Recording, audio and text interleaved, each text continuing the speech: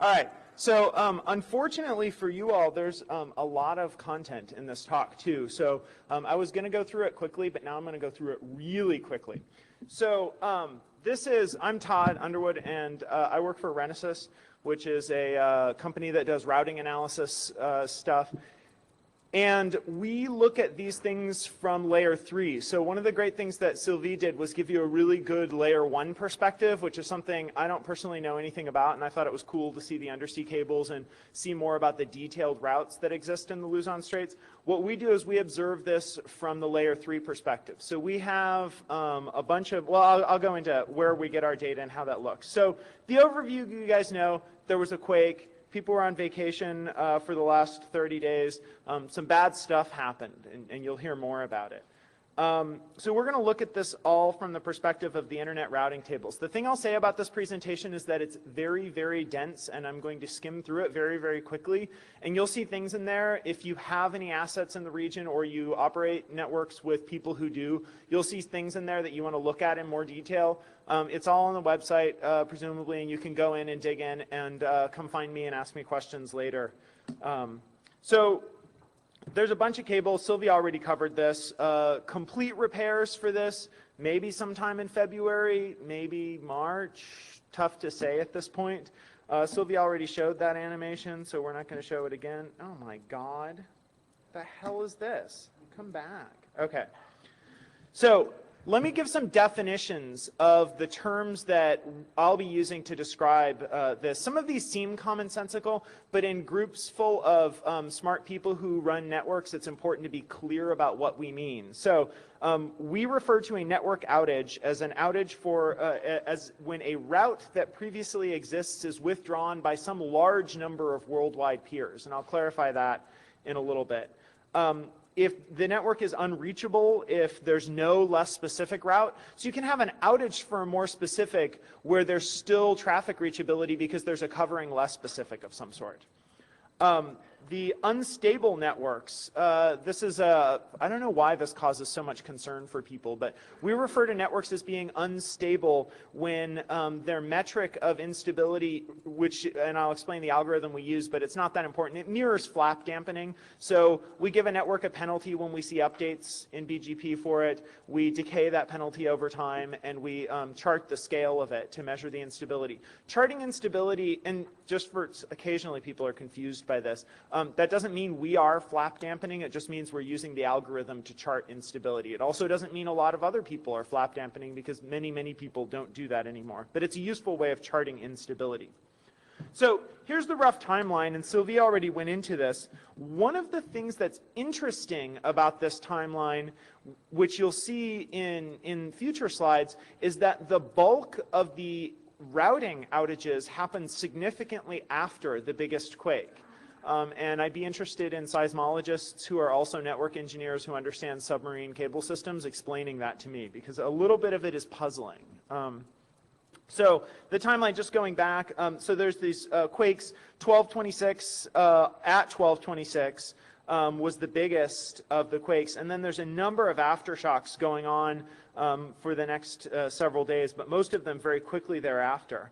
The outaged prefixes ramp up from about 400 into 1200 through the 7th quake. By 331 on the 27th, which was almost exactly and suspiciously, I mean, anybody who's ever done time analysis, and whenever you see something off by 60 minutes, you're like, I have committed an error in correcting daylight savings somewhere, right? But we've double checked this, and this is in fact true. Almost exactly 60 minutes after the last quake, see a huge spike in outages going up to 4,000 prefixes disappearing off the map. About 2 hours later, a couple thousand of them come back. And then there's messy recovery over the course of the next several days, but the instability levels remain high. And here's an important point. One of the suggestions that's been made to me that I think is probably accurate is that the instability is a reasonable marker for serious congestion. That when you see people either route engineering around congestion or having so much congestion into the region that they're having BGP sessions drop, which both of which I heard anecdotes of, then you see that show up in the routing tables in the form of a higher rate of updates for the affected prefixes. So a note about data collection infrastructure. Renesas operates a peering collection infrastructure similar to that RouteViews or RIPE operate, the RIPE RIS project. We've got about 165 plus peering sessions over 105 or so distinct ASNs. Some ASNs are big and have regionally different routing, and so we collect full tables from them on different continents where they carry different full tables. So what we do with these routes is we get full tables from them, which is a little bit different. I know RIPE and RouteViews get whatever the carrier likes to set up. So there's some full tables and there's lots of on-net routes. We get almost entirely full tables, so what they would send to a customer. And we store those for forever, and we do some real-time alarming and some other applications on top of them, but we also do these sorts of analyses with them. So Renesas has been looking at natural disasters, human disasters from the perspective of the routing tables for quite some time. This Canadian, I just said routing tables. Wow. The Canuck accent, it's invasive. So we've been looking at the way these events show up in the routing tables for quite some time. And they generally have a very distinct and very interesting signature. There's a very sharp onset, which corresponds to the thing that did the badness. And you can look at it in time and you can see, oh, look, there's badness, and I'll show you some examples.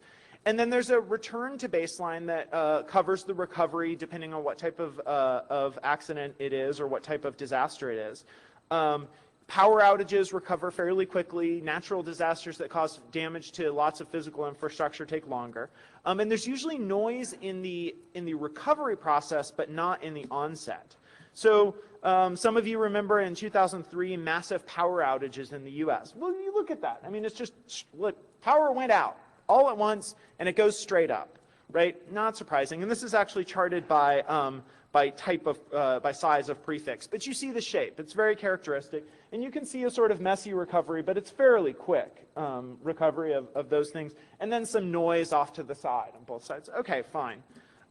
Hurricane Katrina, when it hit the US coast, this looks like it is a little bit messy in the onset, but each color is actually prefixes geolocated to one of the states.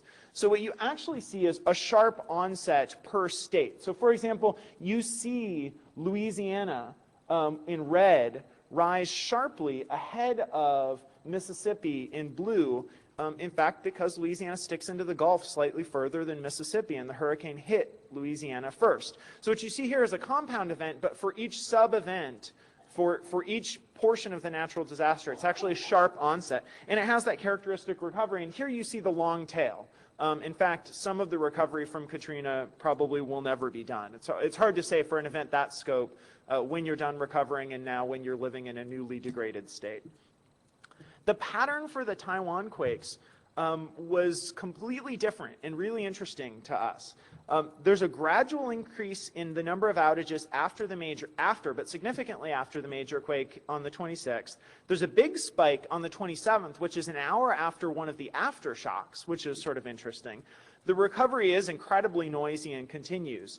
And the pattern was probably affected by the number of different cable systems. So we were tempted, and I think the simplistic thing to think of this as an event. But much like the Katrina situation, it's more a compound series of events. So here are outages and quakes.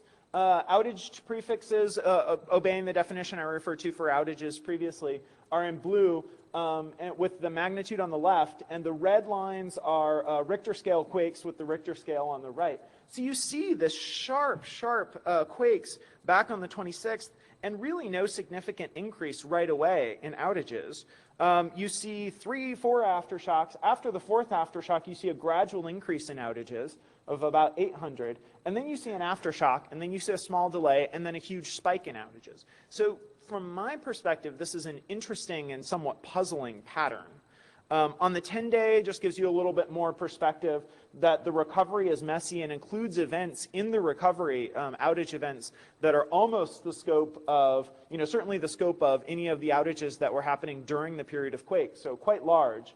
And then you see very messy recovery and a return to normal-ish levels of outages by the 31st of December. So here's the part that I'm going to skim through fairly quickly, but there's a number of ways you can divide up these outaged prefixes. You can assign them to the country you think they came from, and that turns out to be interesting. You can assign them to the AS that originated them, and that turns out to be interesting. And then you can look at the edges that are affected by prefixes, and that turns out to be one of the most interesting. So I'll cover that last one at the end of the presentation. These are on the 3-day chart, outages by countries. Here, China's on the bottom in green, and this is not surprising, right? Part of the mainstream and technical press coverage about this was China. This is all about, China got hit really bad here. Japan, okay, Korea, not so much. China and Southeast Asia really in trouble. And that sort of maps with what Sylvie presented.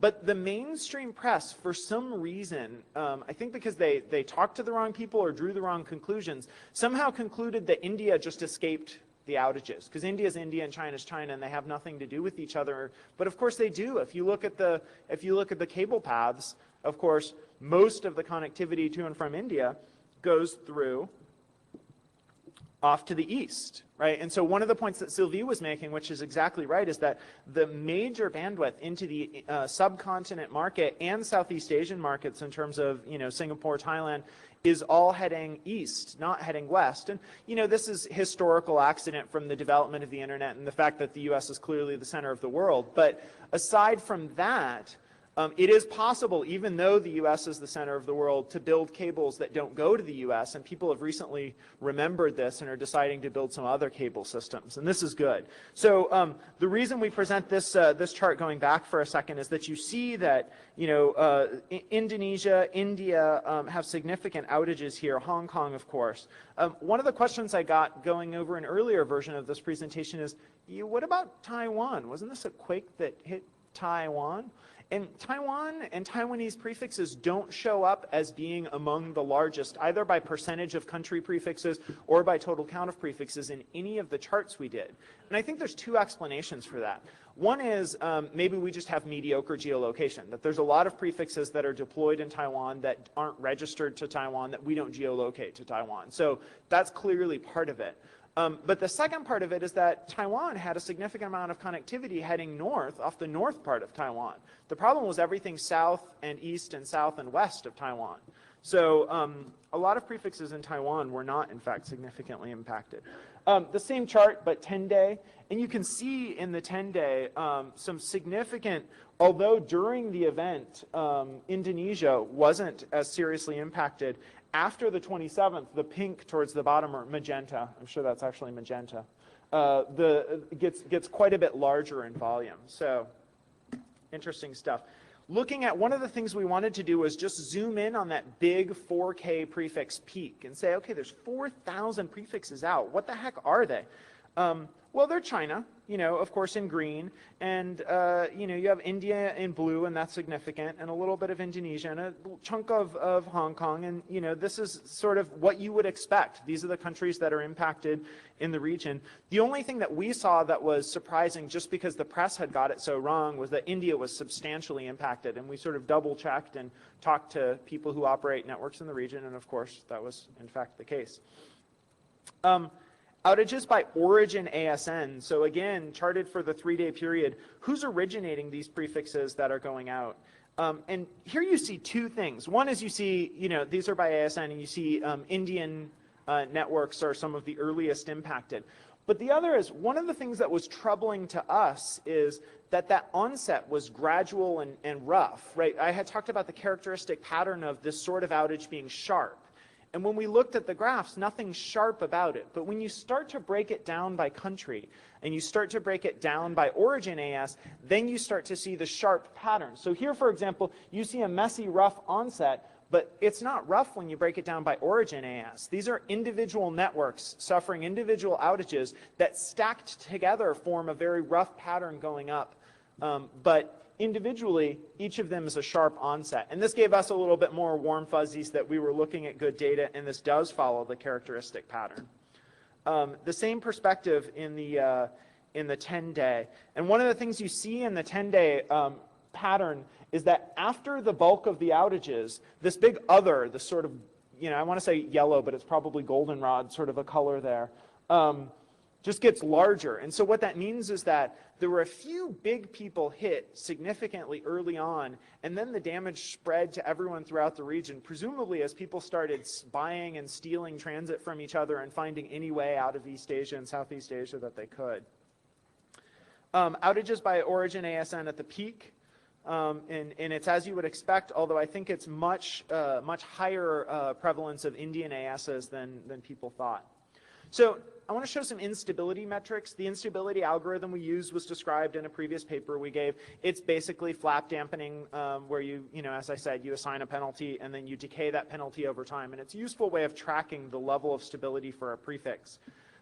Here you see significant increase in instability for prefixes. The spike is not surprising because one of the things that happens when prefixes are fully withdrawn is that they go through all of the backup paths, each of which is an announcement. So if there are, you know, if I'm aware of 15 ways to get to a prefix and the prefix is completely withdrawn, I'm going to get 15 announcements for each of those backup paths before I finally get the withdrawal and say, look, there's nothing left, it's gone. So you do see, when you see significant outages, and the instability patterns track roughly with the outage patterns. When you break them down by country, they track to some extent, although Indonesia crops up as having significantly higher instability. So Indonesia was previously showing up as sort of a significant but not the main story in terms of outages, but now in terms of instability, they're one of the major players here. Again, looking through the peak, we look through the, when I say look through the peak, this obviously isn't a single peak. But this is the period of time that had that peak of outages, the 4,000 prefixes that were out. And you look at the instability by that peak, and you can see who contributed to the significant amount of updates during that period. Unstables broken down by origin ASN. I'll let you guys look through these, including the peak. So everybody loves a who won and who lost set of stories. So this is probably the part of this presentation that people are most interested in. This is the who won and who lost and interesting anecdotes. And I know that's really what people want as opposed to the data. So we use this, this metric, which is the maximum number of outages divided by the median number of outages during the time period. And the reason that's interesting is that there is an underlying level of outages in the time period that we looked at, which was from the 25th of December through the 15th of January. So it's a good solid time period. And we figured the ratio of the maximum instantaneous outage divided by the median would give you a good ratio of who was most significantly impacted. So not surprisingly, China and Hong Kong in the region were most significantly impacted. Korea, Japan, and Malaysia were least. We break down this ratio here by country, so the max divided by median, and you see Hong Kong, Taiwan, Indonesia as being the most seriously impacted, and scrolling down. And maximum divided by median instabilities, here China stands out as just having, when looking at the maximum number of prefixes that are unstable with an instability metric of 3 or higher, divided by the median, in that China is head and shoulders above the rest. Now this is not corrected for, this is a count of prefixes, not a percentage originated by that country. So one argument here is, okay, well, China, you know, has a lot more prefixes than a lot of these countries. So impacted ASNs. Some of the biggest stories were ASNs, and I sort of know a lot of ASNs just off the top of my head from doing this for a while, but a lot of these ASNs I just didn't know, I wasn't familiar with, and to have such significant impact. So, you know, China Telecom was obviously seriously impacted, not surprising. SIFI in India, huge impact. VSNL, Sylvie talked about significant impact, Bharti, and so on. So these are listed here. Winners and losers by ASN. This is by number of prefixes and then corrected for percentage of total prefixes. So I think what's interesting about this is the story here I think is more on the right than it is on the left. So on the left you see, okay, so China Telecom, really significant impact, huge numbers of prefixes that were impacted by this event, you know, over 1,000. But once it's corrected for percentage of prefixes originated or transited, well, now all of a sudden, you know, it's just within the range. So this was a broad regional event, and pretty much everybody got screwed one way or another. You're not supposed to say that in public, I'm sorry. So here's the edge analysis, and this is the stuff I find most interesting. So when I refer to an edge, you know, again, this is Renesys, so we think in terms of the autonomous system graph. So when I think of an edge, I refer to the adjacency between any two autonomous systems. So if you think of the internet as a hopefully fully connected graph of autonomous systems, then the edge between any two ASs can have, you know, any number of physical adjacencies, but it just refers to the routing adjacency logically between those two. So we do two things. So we track all of the prefixes on all of the edges of the internet all the time. And we calculate two metrics on those. One of them is a metric you guys are all familiar with, which is sort of carried prefixes, which is, you know, how many prefixes are carried on that edge. If you're on one side of that edge, you can think of that as how many prefixes you announce and how many prefixes that person announces to you once you go through the route selection process and actually choose to use some of those. So that makes sense. The one that we calculate that gives a little bit different and interesting story is what we call PPT, which is prefix by peer by time. So again, we've got these 160 odd peering sessions, and we're storing every routing update for all time, and there's prefixes carried on these events. So what we do is we multiply each prefix by the number of peers who selected that prefix on that edge by the number of seconds it was carried on that edge. And it gives you a metric of the overall weight of that edge. The good thing is that can distinguish between, oh, you know, this is a peer who has transit from Sprint and sees the whole internet through Sprint. That's going to look on a prefixes perspective like, oh, here's an edge that carries, you know, whatever, 209,000 prefixes. But when you look at it in PPT, you're going to see that almost nobody selects almost any of those prefixes for any significant period of time, and all of a sudden it becomes a minor edge again. The two caveats here are that you cannot, all prefixes have the same weight. So at this point, we're not going to correct for the difference between carrying a /11 and carrying a /24. They're just a prefix for now. And you still get interesting results, although there's some degenerate cases. And then the other is that you can't tell exactly the difference between an edge that has a few peers seeing an enormous number of prefixes versus an edge that sees a small number of my peers seeing a medium-sized number of prefixes. Those will even out. So it's important to look at the two metrics at the same time. So for each edge, we generate a time series with a range, you know, as I said, from the 25th of June to the 15th of January, an 8-hour resolution, just for graphing purposes. We only considered prefixes from Southeast Asia and the Indian subcontinent. We filtered out all edges seen by fewer than 20 peers, not because those aren't interesting, but because they're probably not globally significant. If you've got 165, you know, monitoring sources and only, you know, 19 of them view a particular adjacency, we just threw it out. And then we evaluated the time series using the 2-day median difference between the end and the beginning. So top edge winners. These are edges on the internet that saw significant increase in the weight of them by this PPT metric. So what that means is either significantly more prefixes or significantly more peers selecting more prefixes for more time. And here the thing that stands out is Sprint, it picks up quite a few prefixes to Bharti, 94, 98, I believe that is. But the real story, which isn't surprising given the geography of the situation, is that large and very large European carriers pick up significant transit into the region, not surprisingly. So if you are a medium-sized or large European network like, say, Telecom Italia or Cable and Wireless, and you've sold a little bit of transit in Southeast Asia but never, you know, it hasn't been your mainstay, but you've got capacity, all of a sudden you're the best way out of Singapore and you're going to get some business. And that's in fact what happened, and we'll go through a couple examples of that. The top edge losers, interestingly, almost all of the top edge losers are out of Singapore. So because of, and I think this has to do with the fact that Singapore had some options because there was cable capacity that Singtel had that was available heading west. And so a lot of the edge losers are Singtel to US carriers or other Singapore connected ASs to US carriers and picking up additional capacity heading west. So the winning edges graphed by total PPT score, and you can go through those after the fact. The losing edges And the biggest losing edge is actually an in-region edge between Singapore and India, between Bharti and Singtel. Huge loss in edge. And my guess is that there was significant traffic on that edge, but Singtel needed the capacity to get transit out to the rest of the internet, because I can't imagine that they actually lost the ability to get to India from Singapore, given the cable maps and what Sylvie presented. So I'm guessing they just used the capacity for something else. So here are some interesting regional stories. Singtel, China Telecom, and we'll go through these one at a time.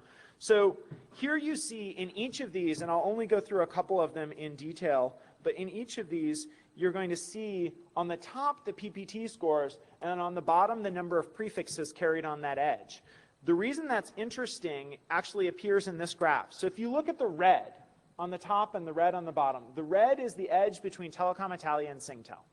So on the top you see, well, modest PPT score, noise during the actual series of outages about the quake, modest PPT score, and then a sharp spike, which means that a significantly larger number of peers selected more prefixes over more time, right? Basically, the edge became significantly more utilized. On the other hand, if you look at the red on the bottom, which is the number of prefixes carried on that edge, you see, well, we thought it was around 3,800 prefixes. It goes down to nothing during the event. It bumps up to 1,300 and then stabilizes just south of 2,000. So half as many prefixes, what, 5, 6 times as many peer prefix seconds selected on the edge. Well, what happened was that was a peering edge, which meant that they had all the on-net prefixes advertised, but it wasn't transit. And so only people who were only peers of mine who are downstreams of Telecom Italia or Telecom Italia themselves would have selected that edge because it was a peering edge. It was, settlement-free interconnection that wasn't advertised to all the other transits.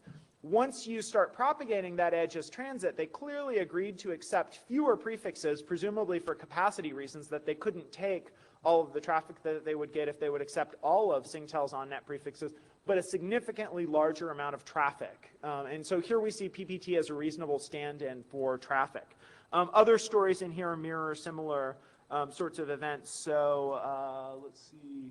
Yeah, so the cable and wireless, Singtel really edge appears from basically nothing, comes up with a small number of prefixes, but a significant amount of PPT, of pure prefix time.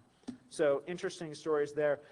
China Telecom, noisy and interesting. The biggest story that we saw that is mentioned in here is that the edge between China Telecom and Sprint goes to basically nothing. And now the best path to China Telecom from Sprint turns out to be through Chunghwa and HiNet. What's odd to me is, and I don't understand sort of sometimes the routing dynamics of this, but here you see sort of people doing layer 3 routing things for what I would expect to be sort of more of a layer 1 capacity issue, that they find someone with routing capacity and they announce the routes that way, perhaps because it's the easiest way to recover from the outage. But that's the significant China Telecom event as we see it. Further, I'll skim through these and you can look at these in your own time. Indosat, hugely impacted, enormously messy and complicated and interesting story, but there's no time for it here, darn it. Same with Thailand, very interesting event going on. Again, cable and wireless, Europe picks up significant amount of transit there, as does Telecom Italia. So you see some of the European carriers who had capacity in the region showing up as significant winners in the event. Global stories, this is similar data but presented by the global carrier perspective. Here you see Sprint wins big on the Indian connection but loses significant amount of 4134 China Telecom transit. Savis, I'm trying to think, interesting story about that is the significant loss of Singtel traffic. Telecom Italia, we discussed some of the winners, the winning stories here. And again, you see overall for the biggest edges, an upward trend in the amount of peers selecting prefixes on edges, but a significant downward trend in the total number of prefixes carried on those edges. And again, that mirrors the way in which those prefixes become transit prefixes, and due to capacity reasons, I believe, they accept fewer of them but send a lot more traffic on them. Similarly with cable and wireless, you can see the difference. So there are lots of interesting anomalies during the quake. France Telecom provides temporary transit to Bharti for only less than 10 days from what we see. And that, I think, in the rumor mill and some of the anecdotes that you hear is the most interesting is just how complicated and expensive it is to come up with a temporary solution to something like this. A lot of the engineers I knew realized this was a very long-term problem right from the get-go because cable systems take a long time to repair and so many were damaged. But apparently a lot of people in management thought that this was going to get fixed in 48 or 72 hours, or it would just magically go away. And so there were enormous numbers of very short-term, incredibly expensive things put into place that weren't designed to last more than a few days, that people are now stuck paying for a couple months or longer. Indonesian routes moved to DTAG, another interesting story. China Netcom uses Sprint temporarily and then DTAG, and then drops them in favor of UUNet Transit and Savis. And China Telecom moves routes temporarily from Savis to Sprint. But then, as I said, now we see Sprint at some period during the event reaching China Telecom through a combination of HiNet and Tsinghua. And I guess I should have been clear. I didn't mean through one or the other. I meant through both, which is, it's very odd to see an edge between two autonomous systems this large have two significantly smaller autonomous systems in the middle of a transit path. Very interesting and odd. Telecom Italia and Cable and Wireless are obviously big winners. So the conclusions are the internet's an implausible activity and it's not going to work out. And I feel sorry to have to tell you that, but you guys need to find other jobs. No. Well, maybe. I don't know. Sylvia highlighted this well, that every time something like this happens, people go into this, head scratching of what could we have done differently? And ultimately, I think realists among us know this is just about money. That you can spend a lot more money and get a lot more reliability out of these cable systems. You don't have to put all the cables in the same strait south of Taiwan, but people did it for really sound reasons. They did it for the exact reasons that Sylvie laid out. You don't have to lay all the cable east, into the U.S. You can head a bunch heading west, and there are obviously economic and development reasons why people did that as well. So physical failures, the reason this event struck our interest is that physical failures are supposed to be the trivial failures that, layer 3 IP just routes around and, the mythical nuclear war development theory for IP. And the bottom line, which I think we all know, is there are obviously limits to that. And if you lose enough physical capacity, especially in markets that are growing as fast as East Asia, then you will have trouble. I think this is going to be very interesting from a routing perspective and from a business perspective looking forward into the next 5 to 10 years, because this will give rise to a renewed interest in solving some of the fundamental connectivity problems into and out of East Asia. So new cable systems, as Sylvie talked about, new interest in redundancy. So thank you. Questions? I think you have to take questions to the microphone, if there are any. Oh my God, I brought it in on time. Todd, I'm curious, did your data suggest, maybe I heard you say this, that there seems to be a fair amount of cooperation among Asian ISPs and carriers?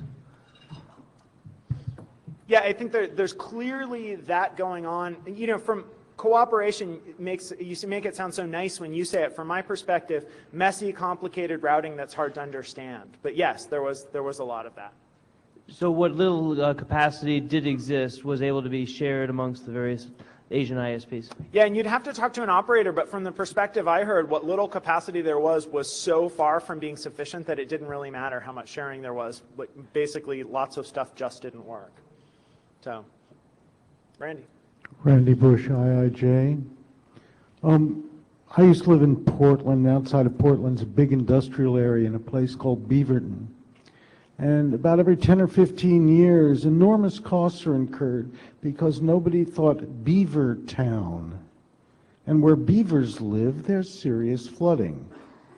Putting all those cables through the Luzon Strait may look cheap in the short term, but Sylvie, I'd be interested if you and others are now doing a total cost analysis and possibly a little more risk for the fisher people is a trade-off, and especially as you start, quote, heading west, following your famous Astros character or Mr. Greeley, you also might look at where you're dropping that wet glass. A sound point. Sir. Yeah, I had a comment based on something you said early on about the time delays. I've done geophysics in the past, and I know that undersea landslides are actually fairly slow, and undersea landslides cause most of these breakages. 50 meters a second would be a fairly fast undersea landslide. So if you think about 100 kilometers of traverse, you know, that's the better part of an hour there, easily.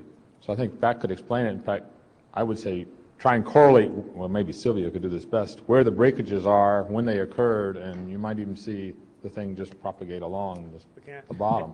And my colleague Earl will feel justified because he was telling me that that was just the painfully obvious explanation, and I was being an idiot for being concerned about the gap. So thank you for... Yeah, I actually sent you a paper on that. Yeah, thank you for convincing my coworkers that I'm dumb. I was interested to know what's the timeline for actually the detection of the cable breaks. You had the timeline for the earthquakes and the outages. When were the actual cable breaks detected? This is one of those, I have a sensor net of routers, not a sensor net of cable, so I don't know. And maybe there are definitely people in the audience who either operate pieces of those cables or own companies that do. So perhaps you can find some of them. Actually, I was following up on Marshall's comment, and yours is precisely to this as well.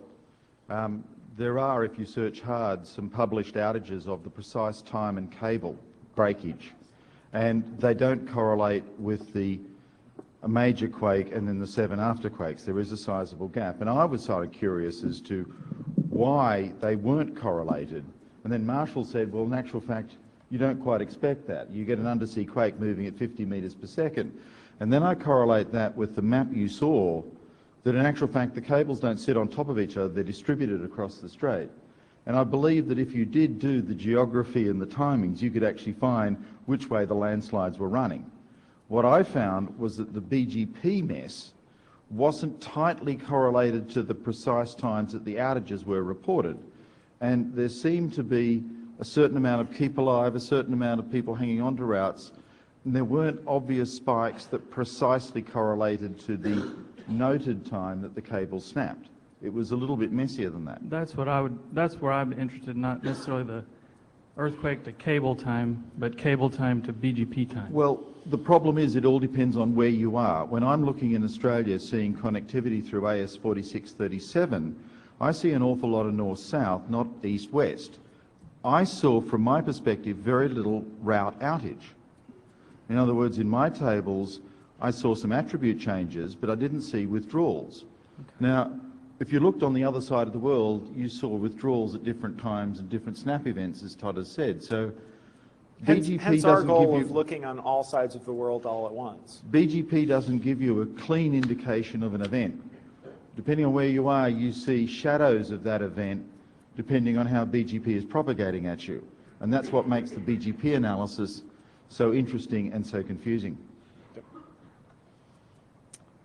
Other questions? I'll end this with a pitch. Although we have lots of peering, I don't have nearly as much East Asian peering as I'd like. So if there are people here who operate networks in East Asia or in the subcontinent or in Southeast Asia who'd like to peer with me, I would gladly accept those sessions. So thank you very much.